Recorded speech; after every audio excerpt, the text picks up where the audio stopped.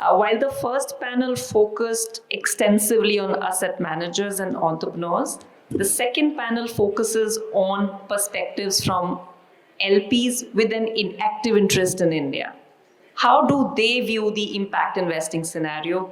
What are their perspectives in terms of likely spaces of investment opportunity as well as risks and challenges?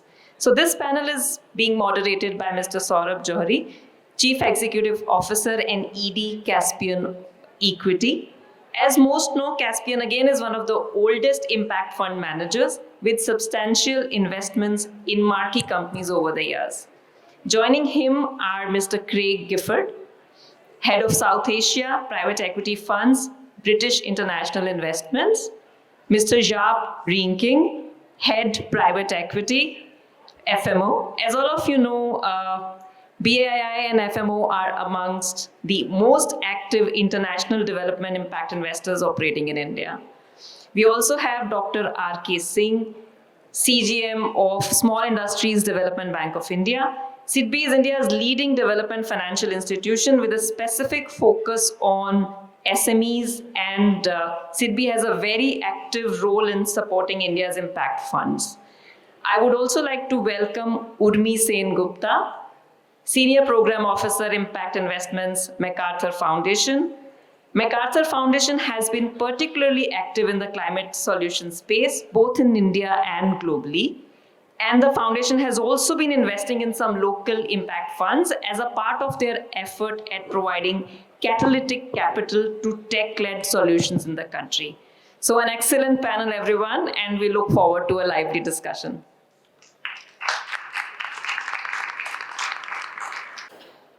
So LP perspectives on capital flows, I must say, is one of the most awaited panel discussions. Number of questions, interest I received from the participants before the discussion. And so we are going to keep the pace a little bit faster because I think there's a lot of ground to cover.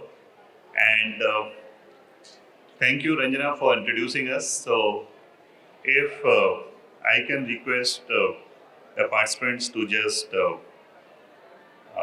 state their name and the focus area of the investments of their organization, because I think that's a common area of interest.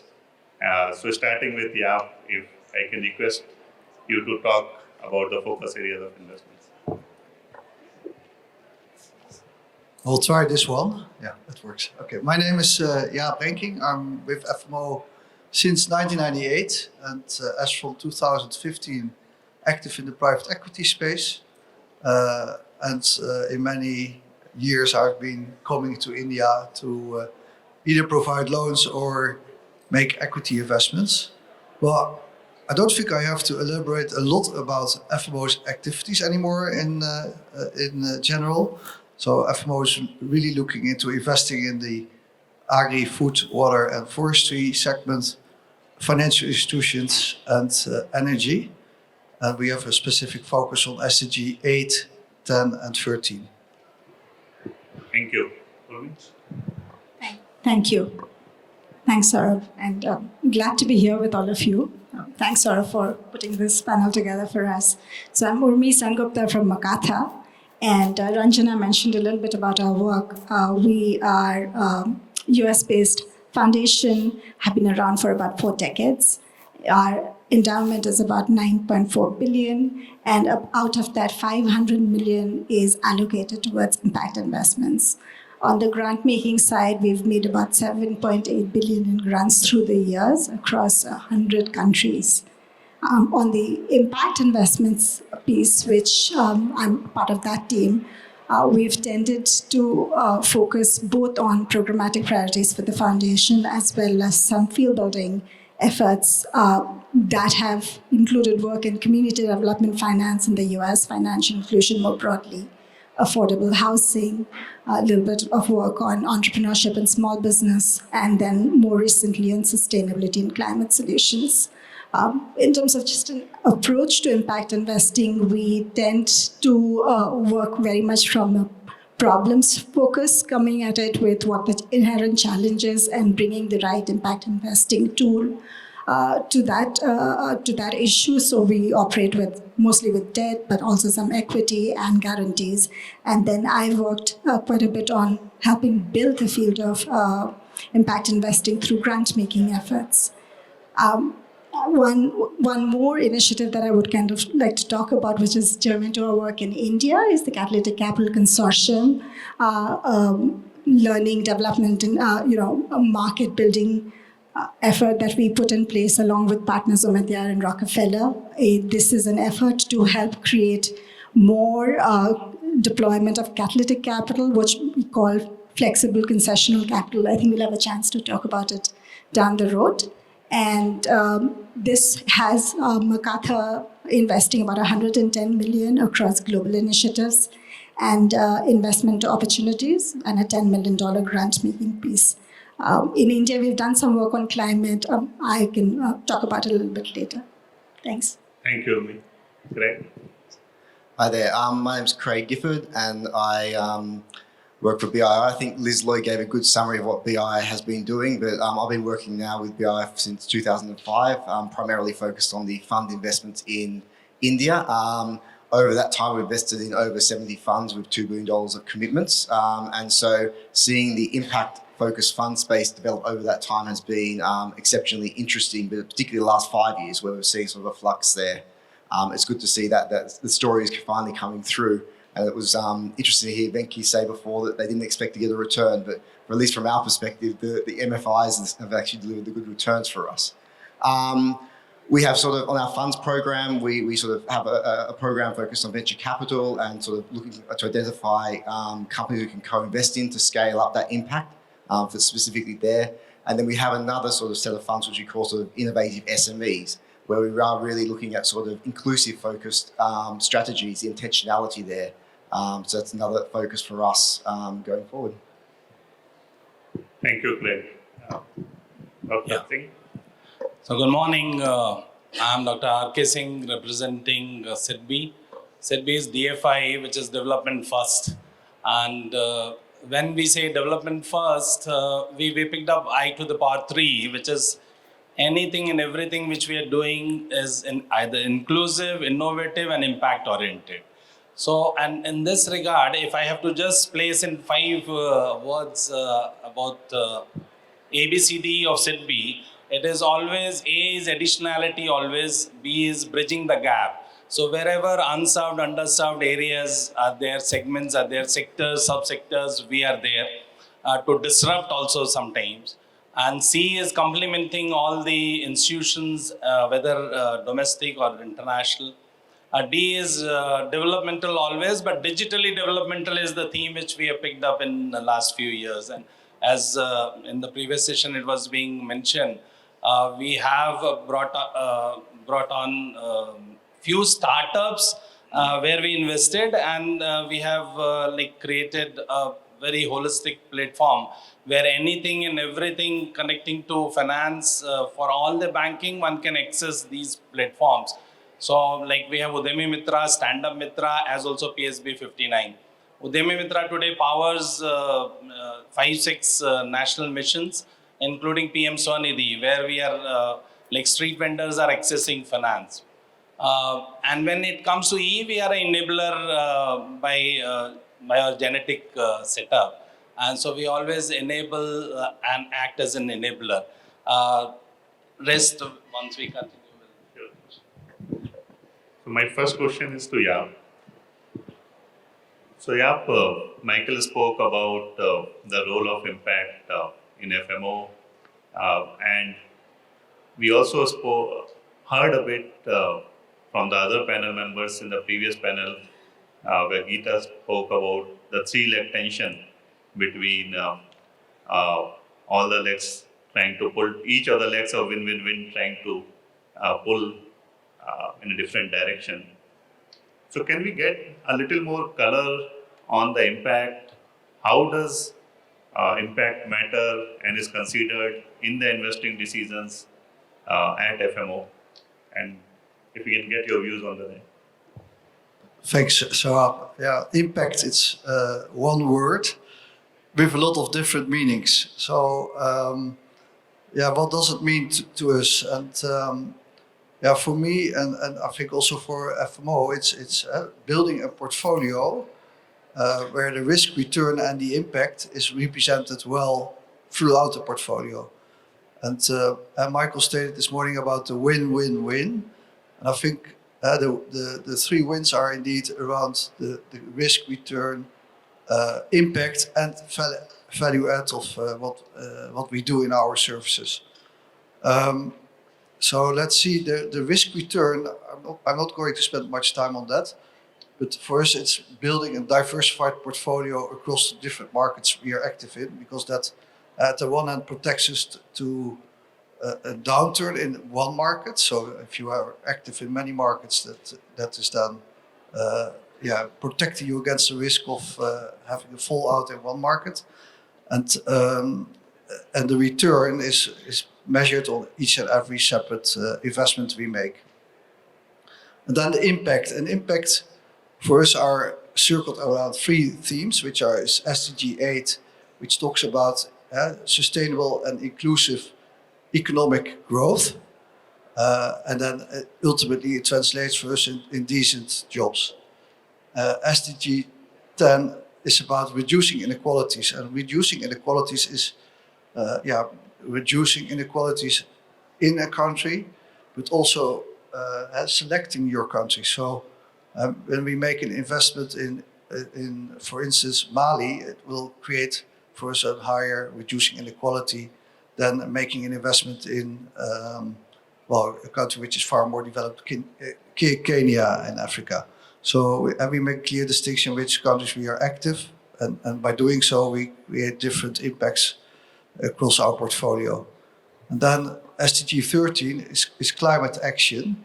So there we also have to think thoughtfully in each investment, how does this investment contribute to this theme of climate action? So you can do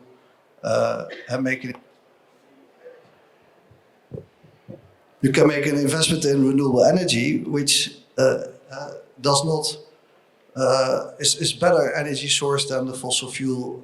You can also think about this investment in a particular sector. How can we help the sector to produce more clean and more sustainable?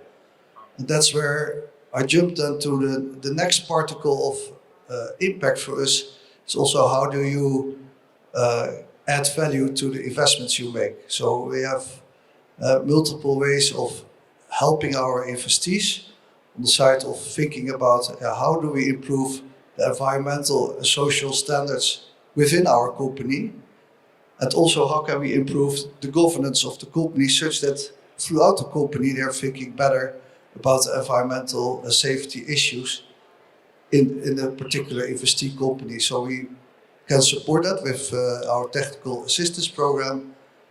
And by doing so, we hope that the companies we are investing in are becoming more sustainable and have a less negative effect on the environment. And then I think the third pillar for us of impact is that we also always have to think about how can we be additional to the market. Because if a certain asset class becomes investable for commercial investors, we as a development finance institution are becoming less relevant. Hence also the impact of our services also become less relevant. So we always have to think also carefully about what is our added value and our additionality to this market. I'll stick to that. Thank you. That covered quite a bit of actual impact in action, and I loved your example about investing in Mali versus Kenya, which obviously is at a different level of development. Allow me to just ask a quick follow-up question. So, just like this example, are there other examples where you looked at it from an impact angle and went ahead with the investment, primarily because of the impact? That's a tricky question. I think we do, and I thinking, we recently also more active in building a portfolio in forestry. So when you take a sector like that, you already know beforehand that it will not give you the best returns for the risks you are taking. Whereas at the same time, it does give you a great impact because it's one of the few asset classes which will take carbon out of the, so it does do carbon sequestration, which is a huge impact, especially if you think how much we need to do on that side. So I think by picking that asset class as a sector you want to invest in, you take already upfront a kind of acceptance that you hand in some return for the risks you are taking. I think FMO is in a luxury position because we also have the ability to use certain funds coming from governments in the blended finance sphere. So I think where these risks are too high for FMO to take on its own balance sheet, we also have the luxury to tap into certain government funds which we can use to speed up these markets and make it more investable going forward. So I think that's part of our progression model where we start investing at an early stage where the risks are really high and the return is questionable.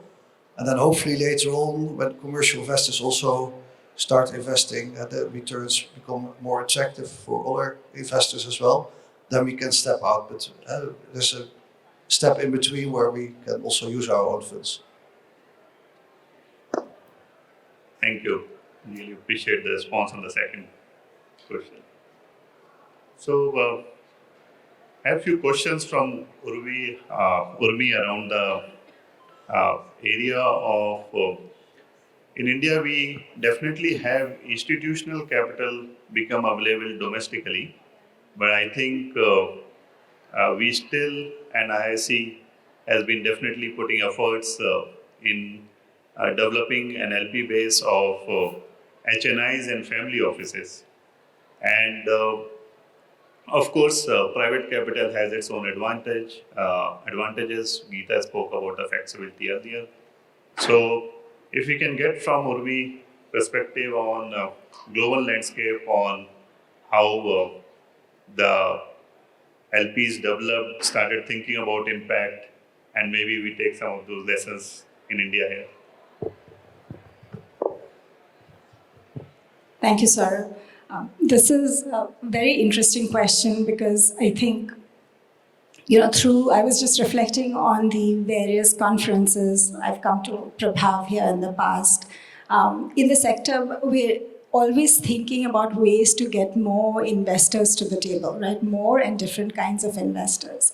And MacArthur, through its many years, has both tried to help other investors, especially foundations, that are interested in dipping their toes in impact investing, going beyond grant making, to make that step. But this is a very difficult proposition. I don't think that one or two entities are going to help everybody else get to the table.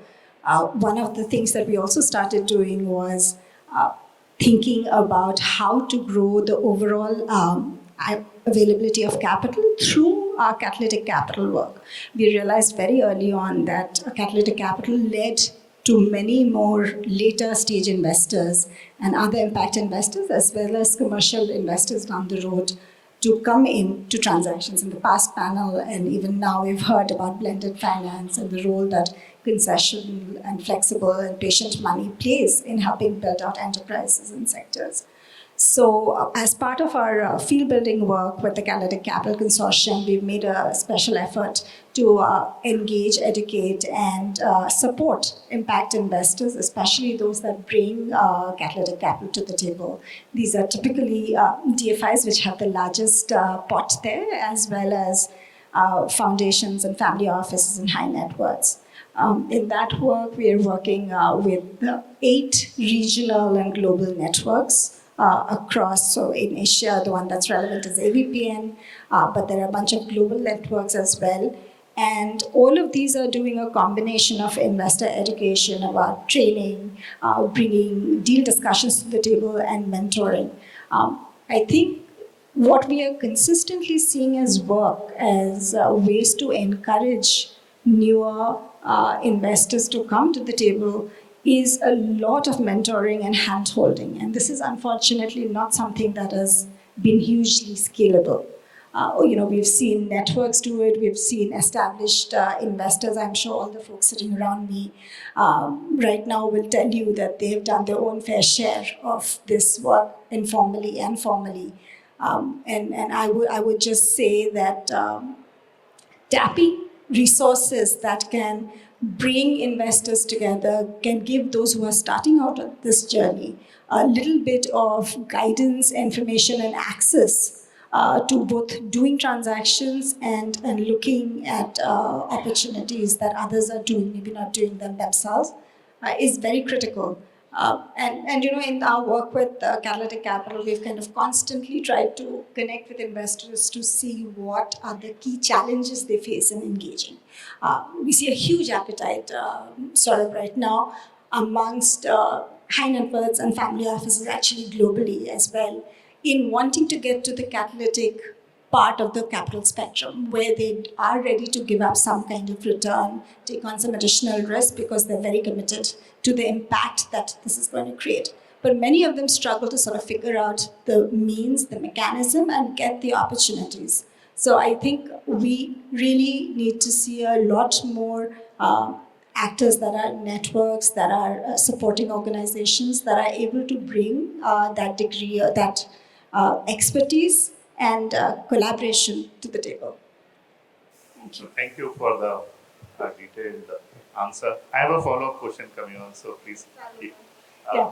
Do you want to talk about a couple of examples or initiatives since you mentioned Catalytic Capital? Yeah. It would be good to hear example or initiative which you are particularly proud of. Yeah, I don't know about being proud of any of this yet. I think we have a long way to go, as many people have acknowledged here. But just in our engagement, one of the initiatives, one of the partners that we have invested in India is Amco Capital, and I know the patrons here, and I know Ritu Sambe here. But they're really a prime example of the demonstration of patient flexible capital and how far that can go. Ankur works with early stage startups that are focused on transformative technologies, and they look at what they call the next billion population in India. And this kind of work, I think symbolizes for us the impact and populations that could just not be reached if you did not have catalytic actors at the table. So that's a very, very significant pathway, and our aspiration is to grow the number of investors that are entering at that end of the spectrum, while knowing that there is also a movement towards mainstream actors entering at the other end of the spectrum, which was also discussed earlier. Thank you. Cheers for Ankur Capital. It's not always that an LP has done it for you. So, moving over to Craig.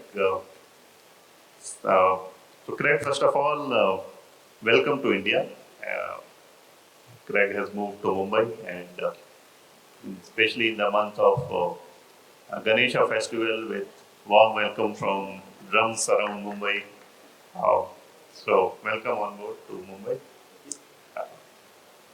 So, Craig, how are you planning to support small funds with innovative ideas? You all think of BI as the large organization with large programs, but there were a number of first-time fund managers who requested me to ask this specific question.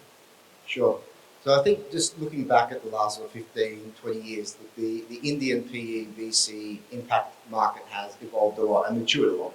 And so our role and how we were supporting that has also changed. We used to do generalist funds, now we're focused on impact-focused funds from 2019 and sector-focused funds. As mentioned, we used to, people will probably remember this, MFIs went through, the risk at the time was quite high. They went through a crisis there. They came through at the end, but and now there's commercial capital going there. but now you're starting to see they've had to diversify outside FI sectors as well. So along with that, we've also had to sort of rethink sort of how we play a role in that, and also enhance our capabilities. So just sort of our role, we do have additional forms of capital. We still have sort of what we call our growth capital. We have catalyst capital, and we've recently introduced the kinetic capital as well, so we can take on that extra risk, and that allows us to support first-time managers. But also, the market still needs support for established managers in this fundraising market. It hasn't got the traction that we would like to see at this stage. It still is challenging for impact-focused managers to raise funds, and so we'll continue to support established managers.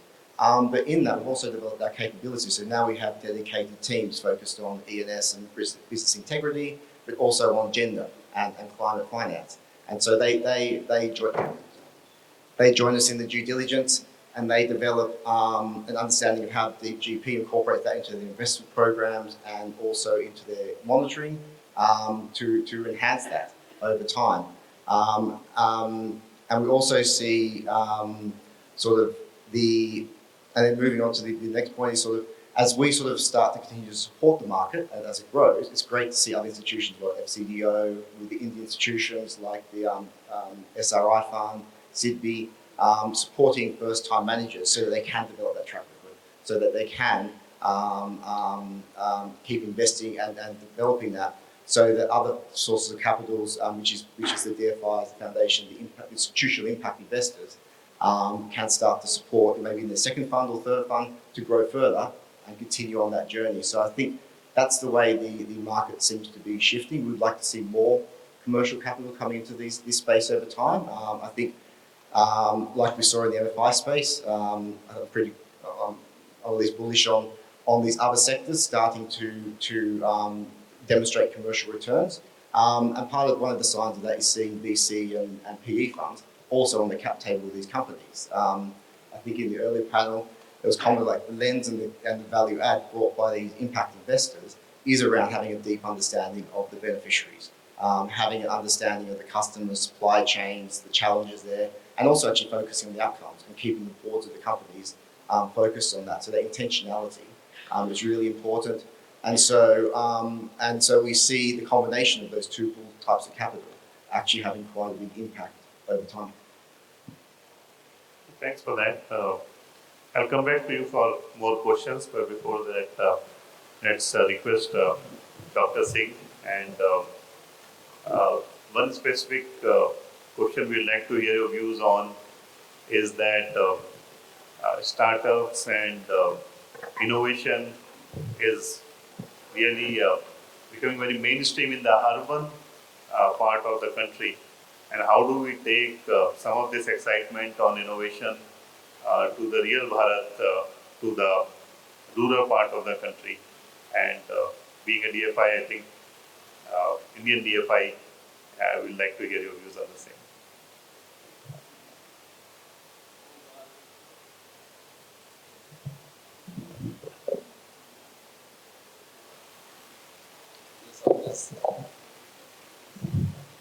Yeah.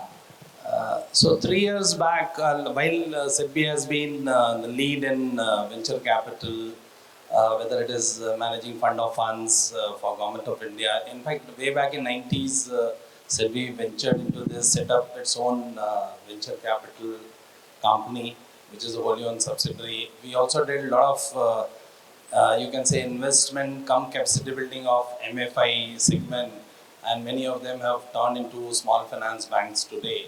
One more segment which we decided to pick around 3.5-4 years back was which we call Mission Saurabh.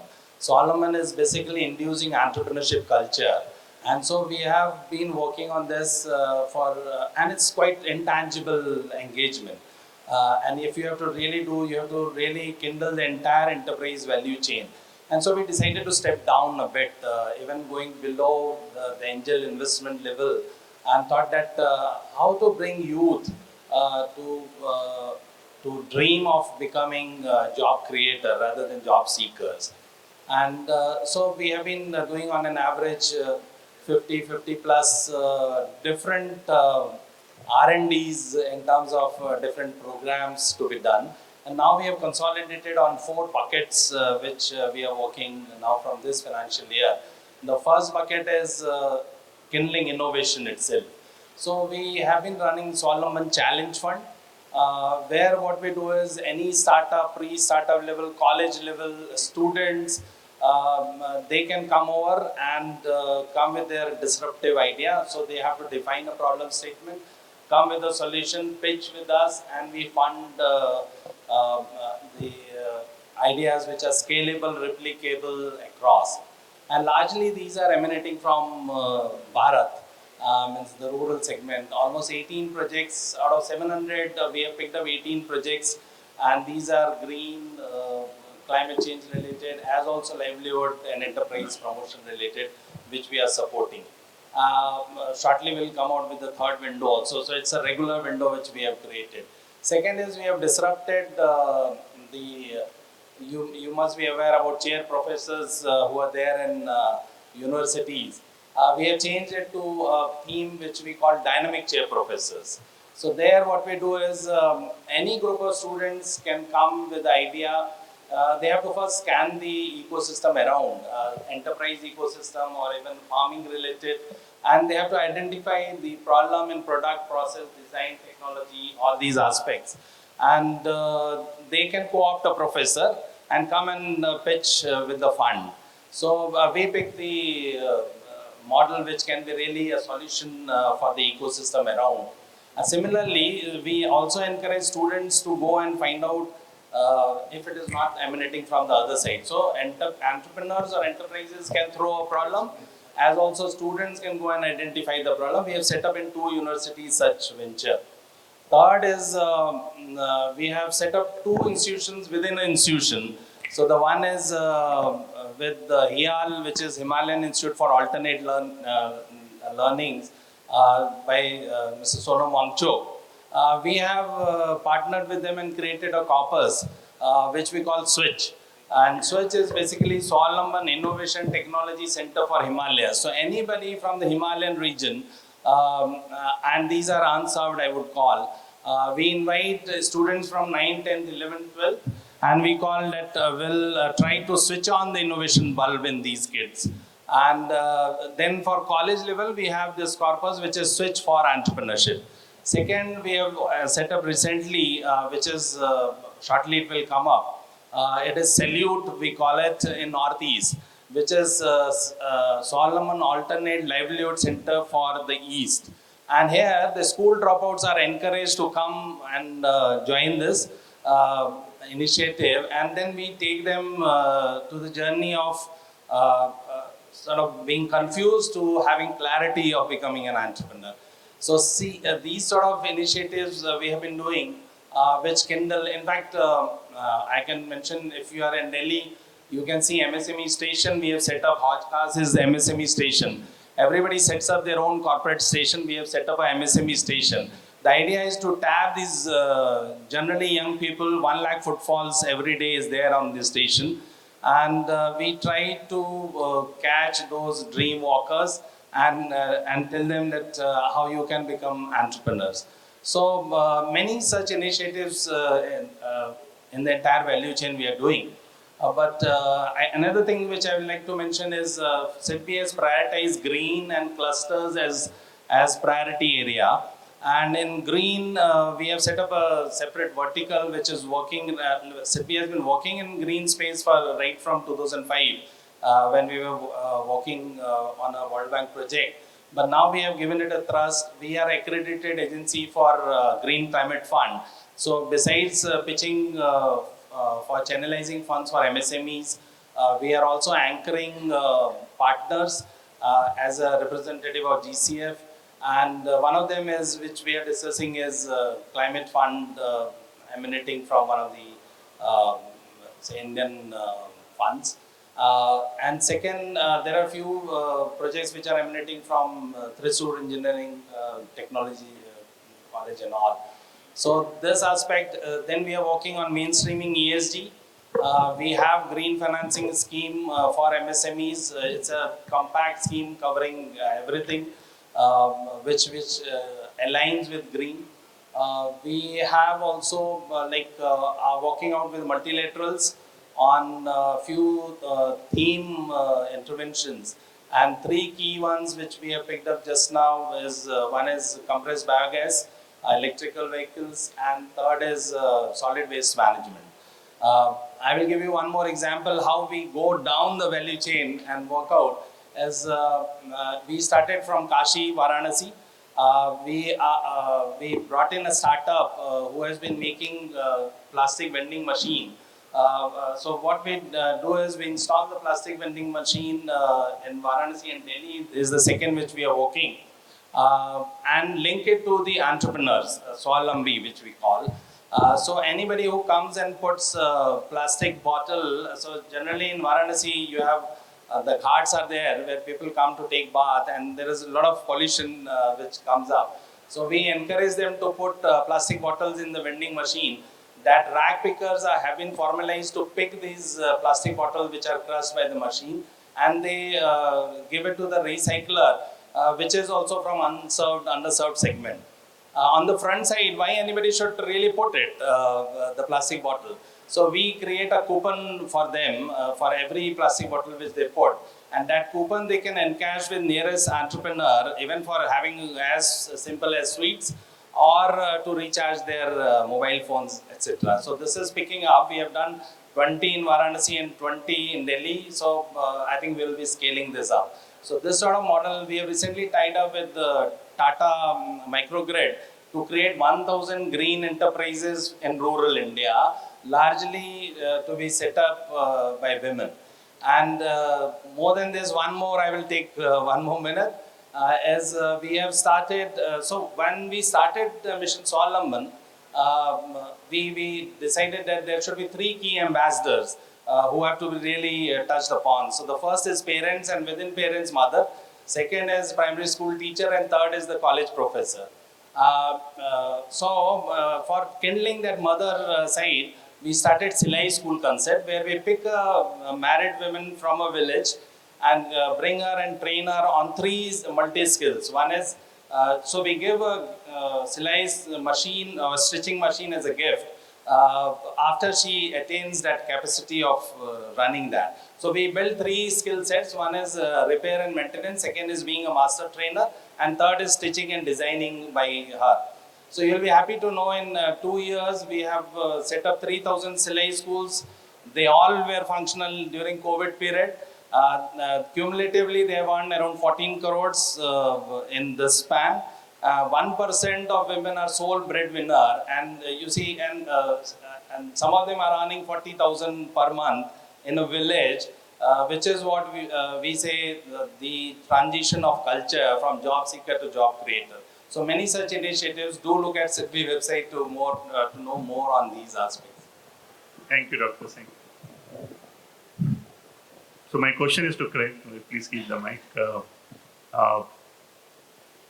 Maybe you can talk about the BIA program for the blended finance, because I know there are several flavors of in terms of blended finance, looking at debt, equity, and the cases where BIA has been directly involved in the initiatives or programs related to blended finance.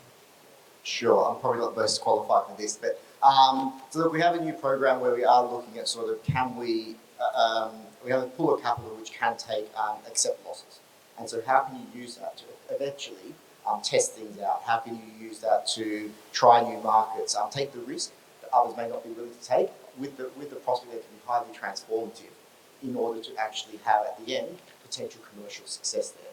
And so with that sort of capital, it could help on the fund side. We're exploring on some funds where we may put some of the first loss capital in there, and others may put institutional capital above that, and also within the investee companies where they're trialing something out. So there's 2 levels where we are sort of testing that out, and that's primarily focused on the climate finance side of things.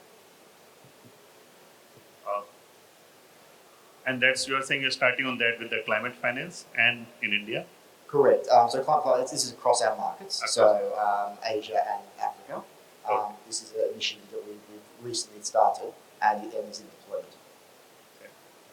Great to hear that. We are in a position to take a few questions from the audience. Indira, do you want? If there are questions from the audience, we can take that. Otherwise, I can continue asking questions. There's a hand up there. Front row.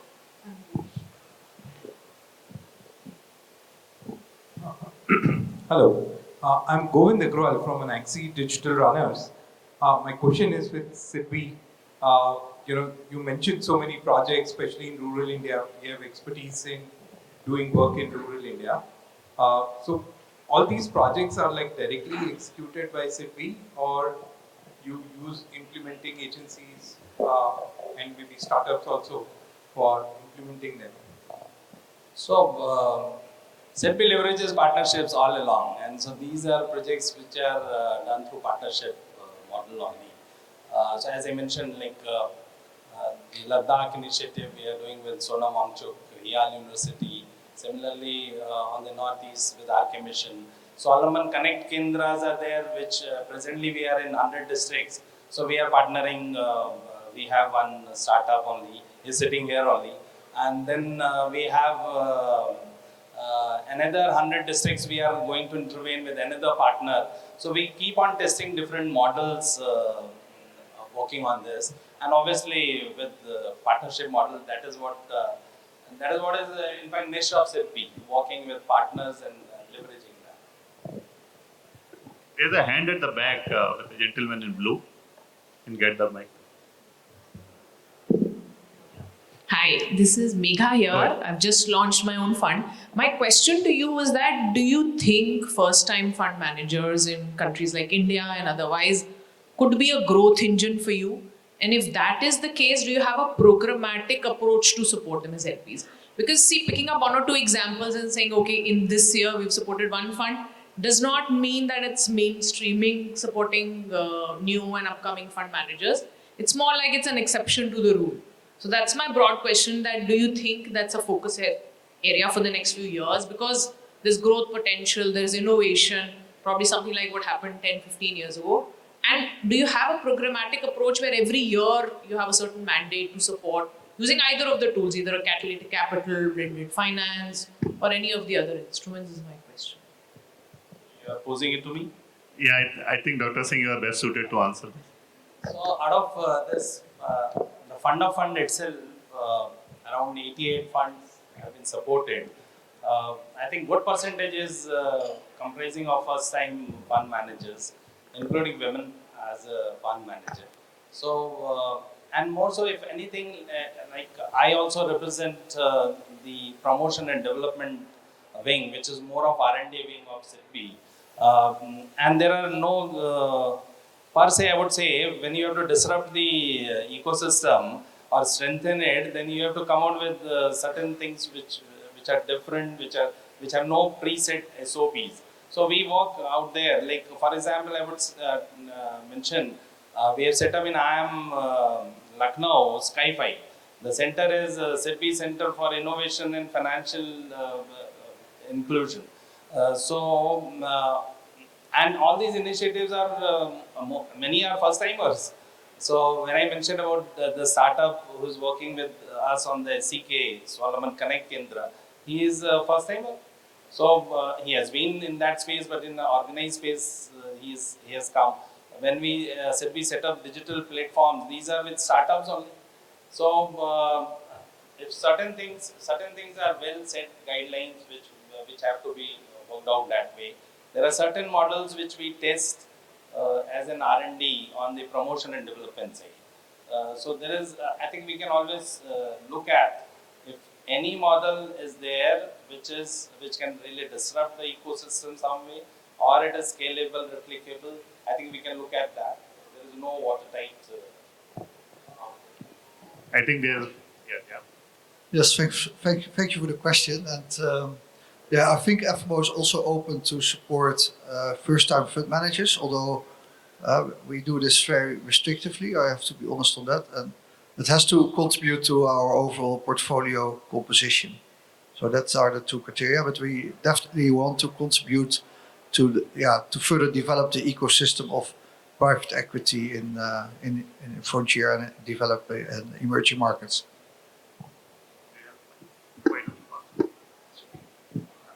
Yeah, and I'm coming at it from a slightly different angle. And as part of our work with impact investors, we looked at three different roles that catalytic capital plays. The first one is seeding, the second is scaling, the third is sustaining, and different uses of catalytic capital. In the seeding role, one of the primary areas is where you have first-time fund managers, or you have new areas where existing fund managers are coming in, but it's a totally new experience for them. And some of the challenges I think that underlie the conversations we're having are that first-time fund managers have very different capacity to work with your traditional impact investing approach, right? There is much less depth to deal with the information requests, the way due diligence is done, the way strategies are framed, and I think what we saw in many of our sort of investor conversations was an awareness that there needs to be much more coordination amongst those who are beginning to work with first-time fund managers so that others can learn from the experiences. Because at the end of the day, I think some of it is about transaction costs, some of it is about risk appetite. Hi, this is Royston from Grameen. 2 days ago, Antonio Guterres released the UNDP Human Development Index, and he said something particularly stark. He said we need to save the SDGs. It's interesting that so far, about 2 hours into the conference, we haven't heard the word SDGs. We are halfway through the 15 years for the SDGs. We're midway through 2030 agenda. India needs about $7 trillion for that. So my question really to the panel is, how are we going to look at catalyzing specifically the SDGs if we're not talking to it?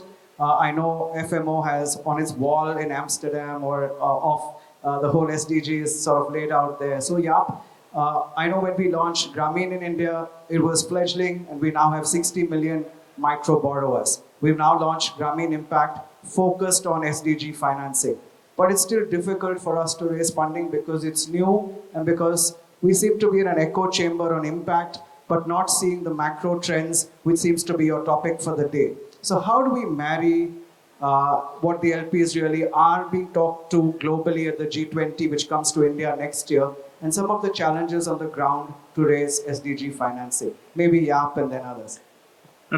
Thanks for that. I think Jaap did allude to it in his comments related to impact. But Jaap, if you want to add something. Yeah, it's a good and fair question. But I think in the end, impact is a word which covers a lot of topics. And in our strategic discussions, we really had extensive discussions. Okay, what choices do you have to make? And FMO made clear decisions because we are a relatively small company active in a lot of different countries, and we really want to focus. And by focusing, we hope that we can help and create more impact. So hence the clear focus on the 3 SDGs. Hence we also understand there are other SDGs which also do create a lot of impact. But for us it's really a question, where do we as FMO focus on in order to get more knowledge on those sectors and SDGs and give more content towards it.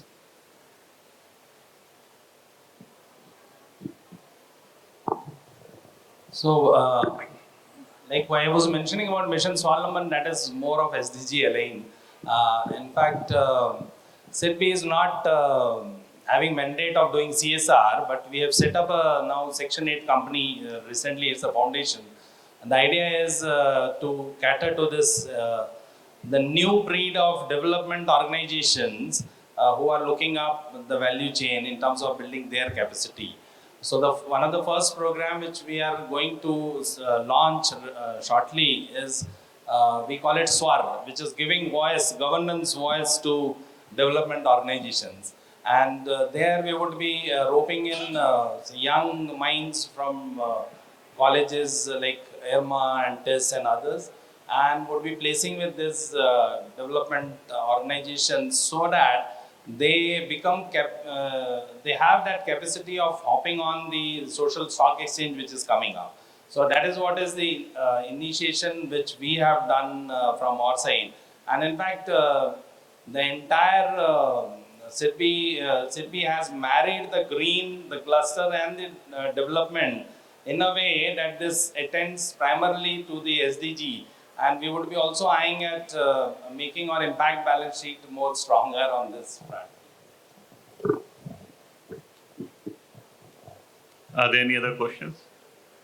Okay, there's one hand here. So this is the last My one. name is Sanjeev Malhotra. I am a director, independent director of Pratham, which is a big NGO focused on education for underprivileged children and also for vocational skilling. Yeah.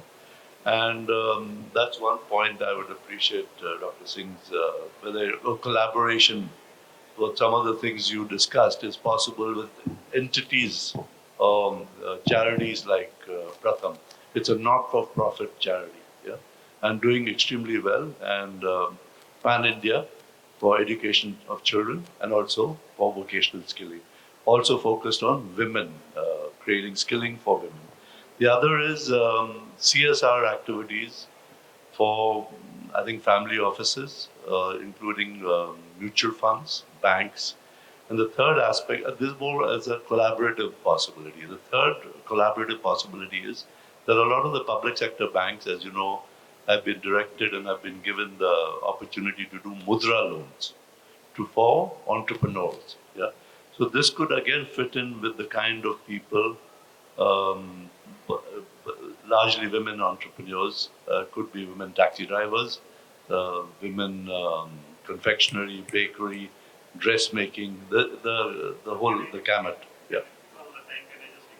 Yeah. So sorry. So is there a possibility of SIDBI creating a fund for domestic investors where this could address these three opportunities: skilling, education, and doing entrepreneurial loans in collaboration with public sector banks? Because you harness that entire platform which is waiting to do it. Thank you. Right.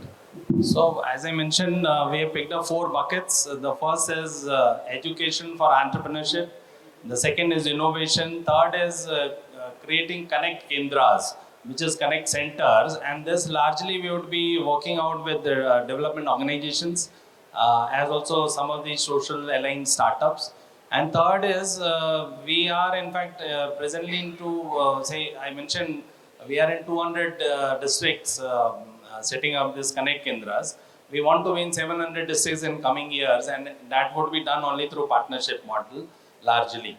And third is we are in 1,000 villages presently. We would like to venture out to at least 20,000 villages. And to do that, again, we have been moving with partnership model. We are using certain funds which our partners FCDO have also placed with SIDBI. SIDBI itself, from its own profit, brings out funds to carry this forward. And third is, as I mentioned, we have set up this foundation itself to basically some of the pilot models which we do will bucket it on output and risk buckets, and would like to generate funds and through different modes. So that is what is the endeavor. We want to make it a sustainable partnership model.